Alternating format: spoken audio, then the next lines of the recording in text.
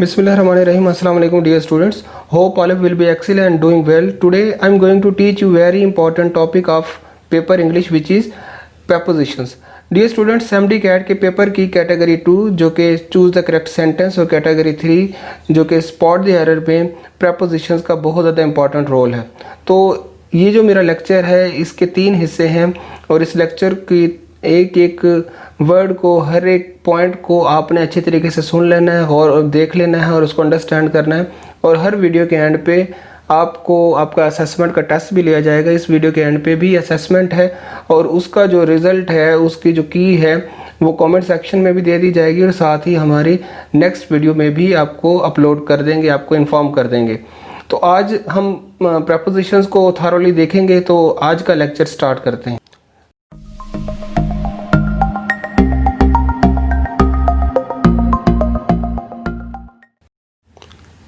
जी, preposition के अगर आप वर्ड को देखें, प्री एंड पोजीशन 2 वर्ड से मिलके बना है। इसके 2 पोर्शन हैं, प्री एंड पोजीशन। इसका मतलब ये है कि पोजीशन से पहले, कि इस वर्ड को आपने पोजीशन से पहले यूज़ करना है, उस सेंटेंस में जो पोजीशन है उससे पहले यूज़ करना है। तो प्रेपोजिशन क्या बताता है? बेसिकली पोजीशन बताता है किसी भी सेंटेंस में किसी भी इंफॉर्मेशन की, वो कि कब, कहाँ, कैसे, किसके लिए और किस तरह से वो इन्फॉर्मेशन किसी सेंटेंस में कनेक्ट की गई। तो उस तमाम इन्फॉर्मेशन को ये प्रेपोजिशंस इंडिकेट करते हैं, गाइड करते हैं। तो प्री पोजीशन से पहले ये यूज़ होते हैं। इनको कहाँ पे प्लेस करना है ये ज़रूर बहुत इम्पॉर्टेंट है, और कहाँ पे प्लेस नहीं करना ये भी बहुत ज़्यादा इम्पॉर्टेंट है। तो इन तमाम ही डिटेल्स को हम इस लेक्चर में कवर करने की कोशिश करेंगे। आप इसको अच्छे तरीके से समझ लें और फिर भी अगर आपको कोई इशू होता है तो आप विदाउट एनी हेजिटेशन हमसे कांटेक्ट करें, हम आपको गाइड करेंगे इंशाल्लाह। Well, what is preposition? Preposition is a word that shows a relation between a noun, pronoun and other word in a sentence. Basically, prepositions connect the information or join the information of time, place, direction, manners and purpose with the sentence. अगर सादा अल्फाज में कहा जाए तो ये कहा जाएगा कि prepositions कब, कहाँ, कैसे और किस तरह से ये इंफॉर्मेशन जोड़ी जा रही है, किसी भी सेंटेंस में कनेक्ट की जा रही है, सारे का सारा काम prepositions करते हैं। काफ़ी सारे स्टूडेंट्स पूछते हैं कि सर प्रेपोजिशंस ऑप्शनल हैं, ये नेसेसिटी हैं। तो मैं ये कहूँगा कि ये मैंडेटरी हैं, बहुत ज़्यादा ज़रूरी हैं। इनको सीखना आपके लिए बहुत ज़्यादा ज़रूरी है, क्योंकि प्रेपोजिशंस के बगैर, को सीखे बगैर आप अच्छे मार्क्स नहीं ले सकेंगे सब्जेक्ट इंग्लिश में। प्रेपोजिशंस की कुछ इंपॉर्टेंट एग्जांपल्स भी दी गई हैं। प्रेपोजिशंस के हवाले से आपको यही बता दूं, प्रेपोजिशन ज़रूरी नहीं कि एक ही सिंगल वर्ड पे मुश्तमिल हो, 2 वर्ड पे मुश्तमिल हो सकती हैं, 3 वर्ड पे मुश्तमिल हो सकती हैं। मगर हमने अपने इस लेक्चर को 3 हिस्सों में डिवाइड किया है और इसमें हम हर एक प्रेपोजिशन को टच करेंगे, किसी को भी बाईपास नहीं करेंगे। अब आपके पास ये टेबल दिया गया है, इसमें जो डेफिनेशन है उसके मुताबिक आप ख़ुद गौर कर लें कि देख लें कि जो इन्फॉर्मेशन है जो किसी भी इन सेंटेंसेस में कनेक्ट की गई है, ज्वाइन की गई है, वो टाइम के हवाले से है, वो प्लेस या डायरेक्शंस के हवाले से है, मैनर्स के हवाले से है, और साथ साथ पर्पस के हवाले से है। तो अब देखें, पहला जो सेंटेंस है, the cat was sleeping on the table. देखें यहाँ पे पोजीशन आ गई और उसके बाद ही लिव्स इन कराची। अब यहाँ पे भी आपके पास प्लेस आ गई। Same, she look at stranger. अब यहाँ पे भी आपके पास इंफॉर्मेशन दी गई है, मैनर्स की इंफॉर्मेशन दी गई है, और साथ ही दे विल कम इन मार्च। अब यहाँ पे टाइम की इंफॉर्मेशन है। सेम, जो सारी की सारी इंफॉर्मेशन है उसको सेंटेंस के साथ कनेक्ट कौन कर रहा है? प्रेपोजिशंस कर रहे हैं। इस टेबल में आप देख सकते हैं, बाकी भी आगे सेंटेंसेस आ रहे हैं तो उनको हम थारोली देख लेंगे। अभी ये देख लेते हैं कि ये जो प्रेपोजिशंस हैं इनको ये सिंपल हैं, सिंपल तो हैं, तो फिर ये चैलेंज क्या है इनको अंडरस्टैंड करने में? क्यों बच्चे सबसे ज़्यादा मिस्टेक्स प्रेपोजिशंस के पोर्शन में ही करते हैं? प्रेपोजिशंस में पहले तो बच्चे यही कह रहे होते हैं कि हमें प्रेपोजिशंस पे कमांड है, मगर पेपर में देखा गया है कि सबसे ज़्यादा मिस्टेक्स आप प्रेपोजिशंस में ही करते हैं, वहाँ पे जाके भूल जाते हैं। एरर्स क्या हैं? देखिए, प्रेपोजिशंस के लिए सबसे बड़ा चैलेंज ये है कि अगर प्रेपोजिशंस को आप रॉन्गली यूज़ करते हैं तो कभी एडवर्ब बन जाते हैं, कभी कंजंक्शंस बन जाते हैं, तो सेंटेंस की मीनिंग ही चेंज हो जाते हैं अगर आप इनको प्रॉपर यूज़ नहीं करते। इसी तरह कुछ वर्ड ऐसे हैं जिनके साथ प्रेपोजिशन यूज़ ही नहीं की जाती और वहाँ पे क्या करते हैं स्टूडेंट के एक ही सेंटेंस में दो प्रेपोजिशंस को लगा देते हैं।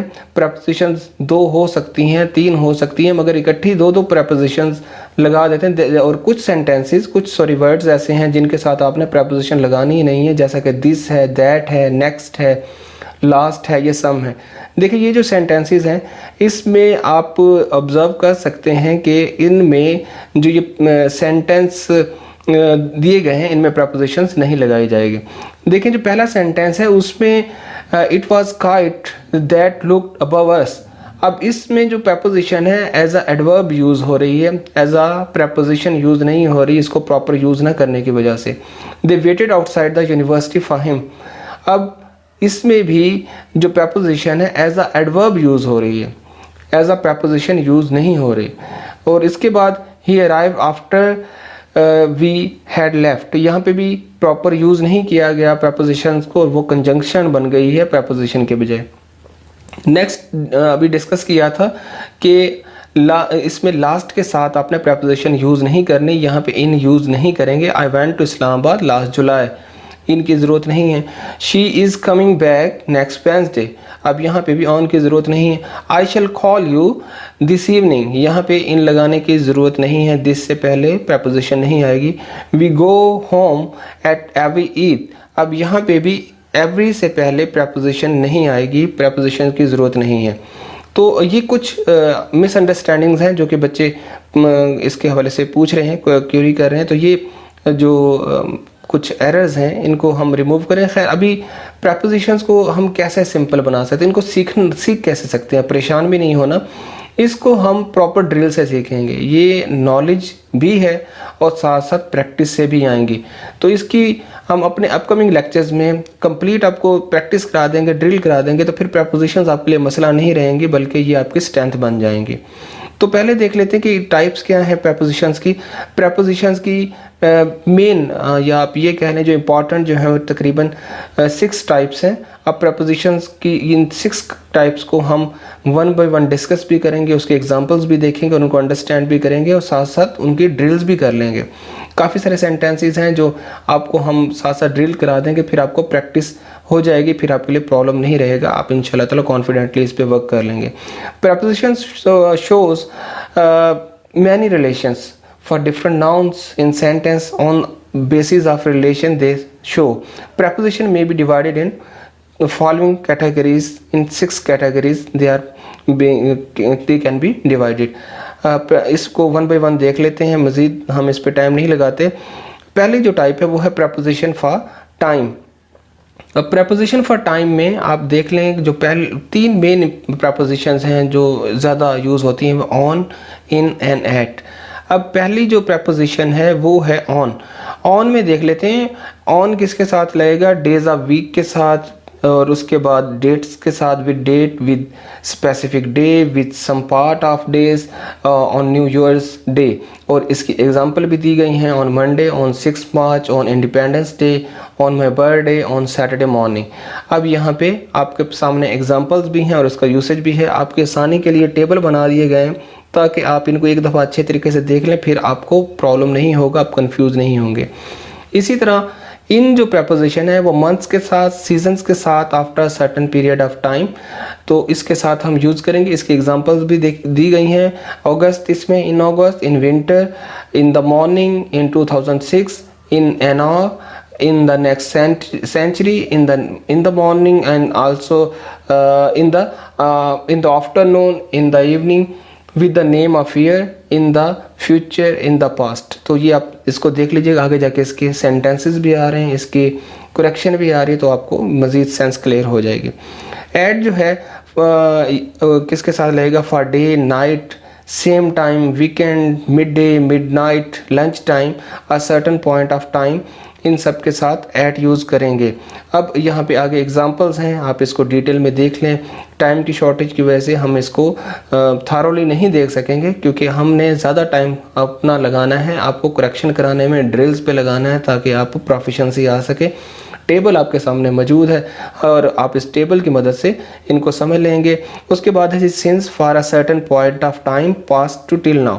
अब ये कौन सा टाइम है जो कि पास से लेके अभी तक जारी हो, जैसे कि सिंस 2010, कि कोई भी काम जो 2010 से अभी तक जारी है उसके लिए ये प्रपोजिशन यूज़ करेंगे। For a certain period of time same past to till now. अब फॉर भी यूज़ कर सकते हैं और साथ ही सिंस भी यूज़ कर सकते हैं। ये आपको एज पर सिचुएशन, एज पर sense of the sentence you में अंडरस्टैंड कि सिंस किसके साथ यूज़ करना है और फॉर किसके साथ यूज़ करना है, जो आपको देखना होगा परफेक्ट कॉन्टिन्यूस टेंस को, तो वहाँ पे आपको आइडिया हो जाएगा। फिर भी कोई इशू है तो आप पूछ सकते हैं कमेंट सेक्शन में। उसके बाद है जी टू जो है टाइम टू टेलिंग टाइम, जैसे किस सूरत में 10 to 6 5:50 है, AM के हैं या PM के हैं, तो वहाँ पे आप टू यूज़ कर सकते हैं। सेम पास्ट में कहाँ पे यूज़ करें, टेलिंग द टाइम 10 past 6। अब यहाँ पे अगर टाइम पास्ट हो गया, टाइम गुजरा हुआ जो टाइम है 10 past 6 और 10 past 5, उसके लिए हम जो है यूज़ कर सकते हैं पास्ट की प्रपोजिशन, पास्ट बेसिकली यूज़ कर सकते हैं। तो ये इसके बाद हम देख लेते हैं टू टिल और अनटिल। यहाँ पे making the beginning and ending of a time. अब यहाँ पे देखें from Monday to till Friday, ये इसके एग्जांपल है। नेक्स्ट है जी टिल और अनटिल में दोबारा से है in the sense of how long something is going to be to the past. देखिए मैं बार बार यही कह रहा हूँ कि आपने प्रपोजिशन में मीनिंग्स को नहीं देखना, आपने सेंस को देखना है। सेंटेंस के सेंस को जब आप अंडरस्टैंड कर लेंगे तो फिर प्रपोजिशन आपके लिए प्रॉब्लम नहीं रहेगी। इसमें he is on holiday till Friday, यहाँ पे टिल जो है वो प्रपोजिशन यूज हुई है। उसके बाद है जी by in the sense of all the latest up to a certain time, और इसकी एग्जांपल भी आप देख लें, ago a certain time in the past, इसकी एग्जांपल भी 2 years अगो दी गई है। Before earlier than a certain point of the time, before 2005, 2005 से पहले, 2005 से पहले, तो ये इसकी एग्जांपल दी गई है। नेक्स्ट इसकी कुछ सेंटेंसेस की सूरत में भी एग्जांपल्स दी गई हैं। He was born in 2002, he gets up early in the morning, he enjoyed a lot in the winter. अब इसमें प्रपोजिशंस को हाईलाइट भी किया गया है, उनको अंडरलाइन भी किया गया है। आप इनको थारोली अच्छे तरीके से देख लें और इनका पोजीशन भी देख लें और इनका यूसेज भी देख लें ताकि आपको इसकी सेंस क्लियर हो। बार बार कह रहा हूँ कि आपने सेंटेंस की सेंस को देखना है, आपने सेंटेंस के मीनिंग को नहीं देखना। सेंस को देख लेंगे, प्रपोजिशन का यूज़ करना आपको आ जाएगा। दूसरी टाइप जो है प्रपोजिशंस की, वो प्रपोजिशन फॉर प्लेस है। इसमें वंस अगेन इन, ऑन और एट, तीनों ही प्रपोजिशंस बहुत ज़्यादा यूज़ होती हैं, इंपॉर्टेंट भी हैं प्रपोजिशन फॉर प्लेस में। और प्लेस में ये भी देख लेते हैं, प्रपोजिशन इन जो है वो यूजली हम यूज़ करते हैं, usually use for place which have some boundaries. अगर कोई भी प्लेस है जहाँ पे आप ही इज़ इन क्लासरूम, अब यहाँ पे प्लेस है, उसकी कुछ बाउंड्री है, वो बाउंड्री फिजिकल है या वर्चुअल है, दोनों ही सूरतों में इन यूज़ करेंगे। उसके बाद ऑन जो है किसी सरफेस के लिए यूज़ करते हैं, कोई चीज़ जो किसी सरफेस के ऊपर रखी हुई है तो उसके लिए ऑन यूज़ करते हैं। एट जो है स्पेसिफिक प्लेस को इंडिकेट करने के लिए यूज़ किया जाता है।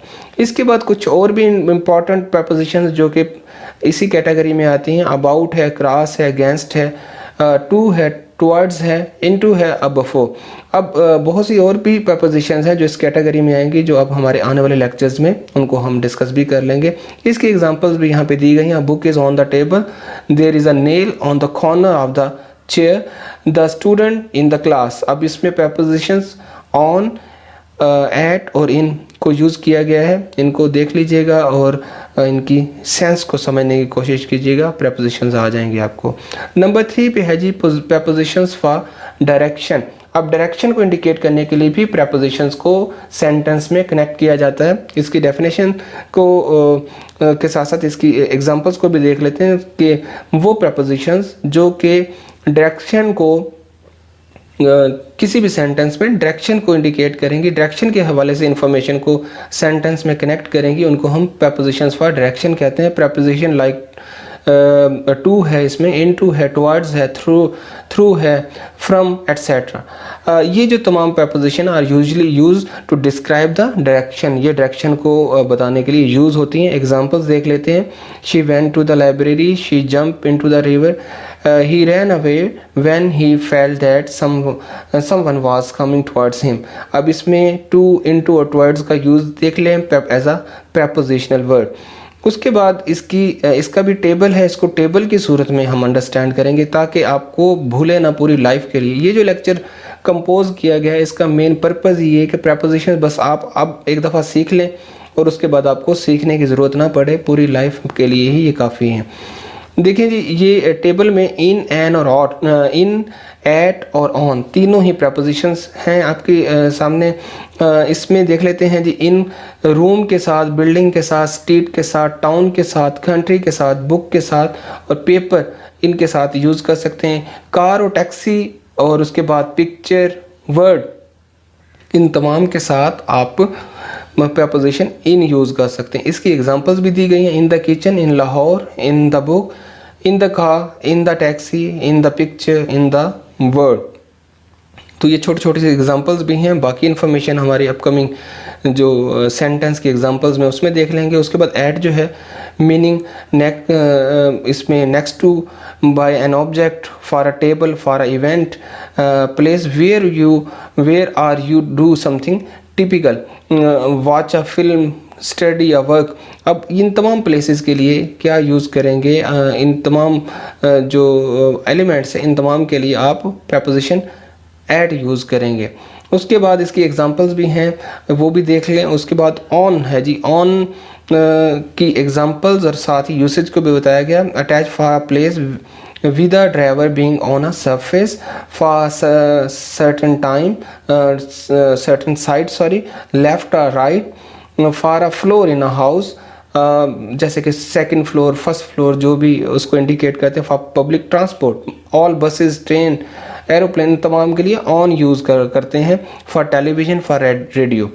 तो इसकी एग्जांपल्स भी आप देख लें। नेक्स्ट जो बॉक्स है टेबल के, आपको सेंस क्लियर हो जाएगी। इसी तरह बाय, नेक्स्ट टू, बिसाइड, इसको देख लेते हैं। लेफ्ट और राइट ऑफ समबॉडी और समथिंग, इसके लिए यूज़ करेंगे।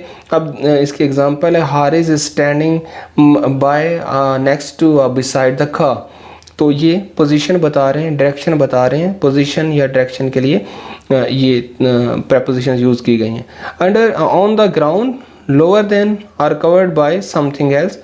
तो इसको भी देख लें, ये बहुत ही आसान है। और उसके बाद बिलो की सेंस भी आपको मेरे ख्याल में बताने की ज़रूरत नहीं है। इसी तरह ओवर है, अबव है, अक्रॉस है, आपको ये सब के सब आप लोगों ने पढ़ चुके हैं। इनको हम देखेंगे अपनी ड्रिल्स में कि इनका वहाँ पे यूसेज क्या है।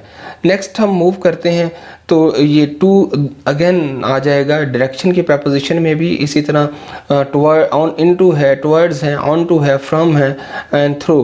तो देख लेते हैं। टू जो है movement to person, a building, movement to a place और कंट्री, और बेड के लिए भी यूज़ करते हैं। देखें जी, go to cinema, go to Pakistan, go to bed, ये इसमें टू जो है यूज़ किया गया। इनटू जो है enter a room, a building, इसके लिए आप प्रपोजिशन इनटू यूज़ करते हैं। Towards, movement in the direction of something but not directly to it, ये याद रखिएगा।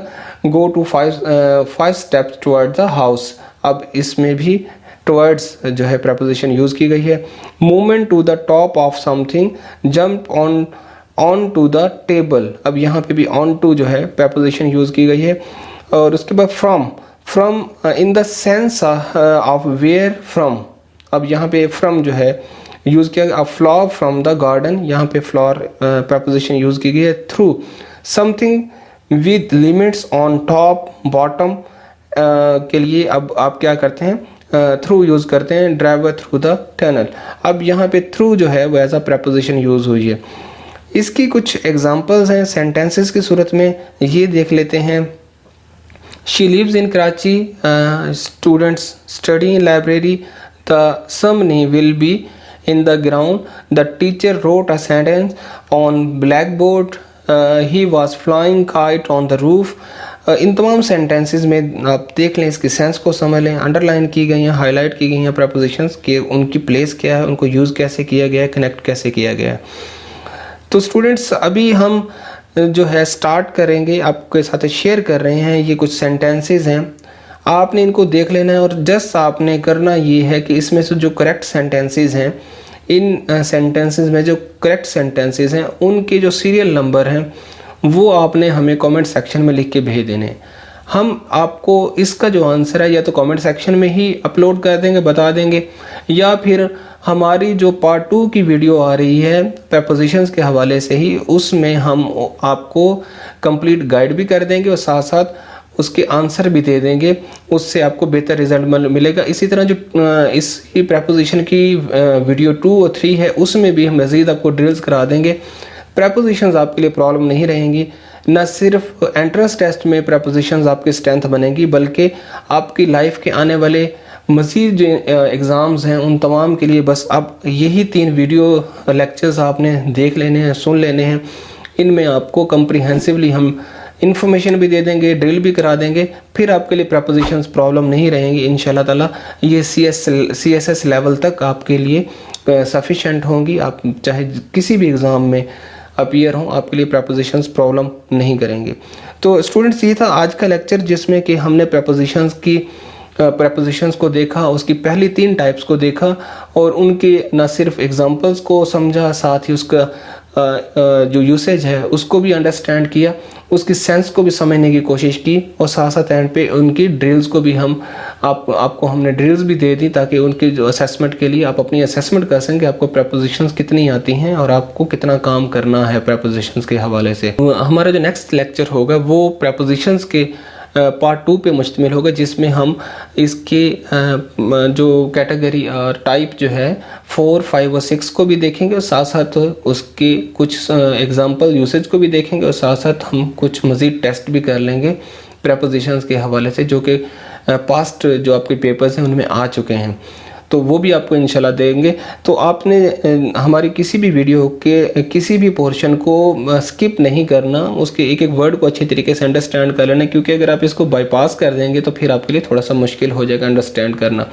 Thank you very much, thanks for watching learn with headway. Now I'll meet you in my next lecture soon, so keep watching and learning with Headway. Thank you once again. Allah Hafiz, take care.